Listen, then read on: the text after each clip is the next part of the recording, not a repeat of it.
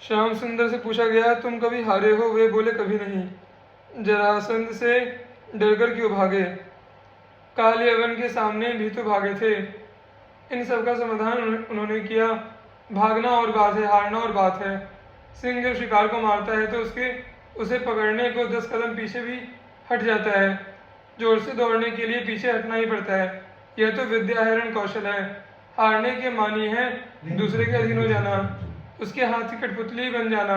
भगवान से पूछा गया, किसी से नहीं हारे? वे सोच में पड़ गए और बोले, हाँ, हारे क्यों नहीं? गोपियों से तो हम सदा हारे ही हुए हैं। श्याम सुंदर से पूछा गया, तुम्हें वेदशास्त्र निर्लेप कहते हैं, तुम क्या लक्ष्मी के बिना रह सकते हो? वे बोले, अवश्य, इसमें क्या, वह तो मेरी दासी है। क्या ब्रह्मा के बिना रह सकते हो? उन्होंने कहा, मेरे प्रत्येक श्वास में अनंत ब्रह्मा उत्पन्न होते हैं और प्रश्वास में बहुत से ब्रह्मा पेट में चले जाते हैं, तो क्या जगत के बिना भी रह सकते हो? भगवान ने कहा, जगत तो मेरी भ्रिकुटी के संकेत में पैदा होता है और पलक मारते ही समाप्त हो जाता है, और पलक मारते ही समाप्त। फिर पूछा, क्या वृंदावन के बिना, क्या व्रजांगनाओं के बिना रह सकते हो? श्याम सुंदर रो पड़े, नहीं, यह मैं सुन भी नहीं सकता। रहने की बात तो अलग रही। गोपी तत्व को अभी तक किसी ने ठीक ठीक समझा ही नहीं। आगे भी कोई यथार्थ में समझेगा ऐसी आशा नहीं। रसमर्मज्ञ आचार्यगण गोपियों के 4 भेद बताते हैं। नित्य गोपी, ऋचारूपा गोपी, ऋषि रूपा गोपी, पुण्य प्राप्ता गोपी। एक तो सदा जो गोलोक में भगवान के साथ रहती हैं, वे गोपिकाएं वृंदावन में अवतरित हुई। दूसरी वेद की ऋचाओं ने बड़ी तपस्या की थी, वे गोपी रूप में प्रकट हुई। तीसरे ऋषियों ने दंडकारण्य में प्रभु से कांता भाव के रसास्वादन का वरदान मांगा था, वे गोपी रूप में प्रकट हुए। चौथे जिन्होंने सुकृत कर्मों से ऋषियों के वरदान से कृष्ण वल्लभा होने का वरदान पाया था, ये सभी कृष्ण प्रिया और भगवत अनुगामिनी हुई। श्री गोपीजनों के संबंध में एक बात और है, जिसे सुनने समझने के भी अधिकारी सब नहीं। आज तक इतिहास में श्रवण भक्ति के सर्वश्रेष्ठ उदाहरण महाराज परीक्षित जी हैं। इनसे बढ़कर श्रोता तो कदाचित ही कोई हो, क्योंकि इन्होंने स्वयं कहा है, नैषातिदु सहा शुन्माम त्यक्तो दमपि बाधते पिबंतम त्वन्मुखाम भोजच्युतम हरिकथामृतम।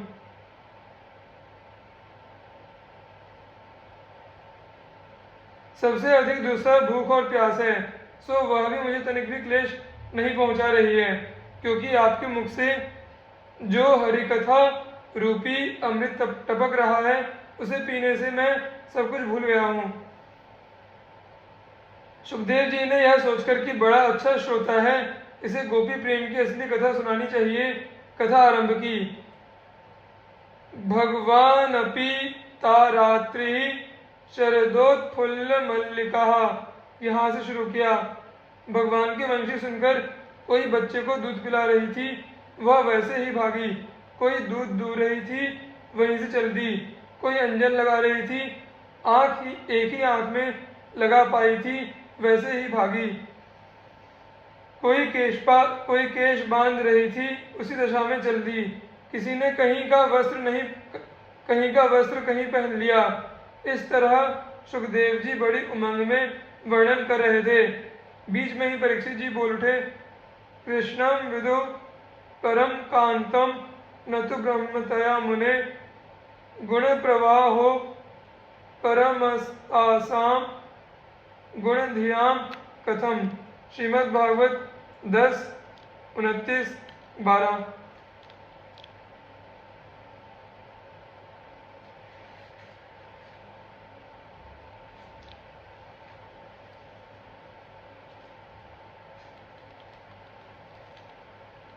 हे महामुनि, वे गोपिकाएं तो भगवान को अपना एक प्रियजन सुहृद मानती थी, उनका श्री कृष्ण में ब्रह्मभाव तो था नहीं।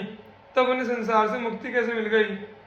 मुक्ति तो ज्ञान के बिना होती नहीं, और उनका चित्त आसक्त था माया के गुणों में। सुखदेव जी ने अपना माथा ठोका।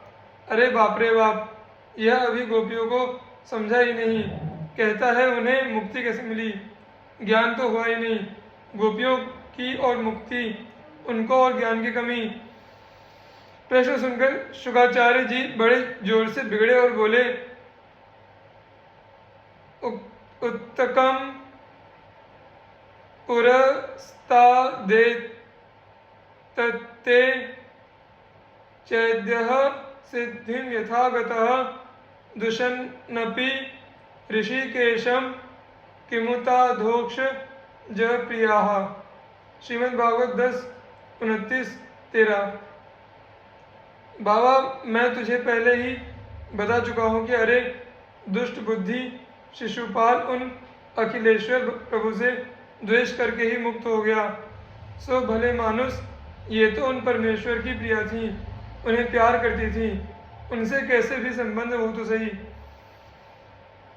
जब उनसे द्वेष करने पर असुरों को मुक्ति मिलती है, तो प्रेम करने वालों को और फिर उन गोपियों को जिन्होंने अपना सर्वस्व उन प्रभु को ही समझ रखा है, उन्हें क्या मिलेगा तुझे कैसे बताऊं? तू तो अभी मुक्ति के ही चक्कर में है।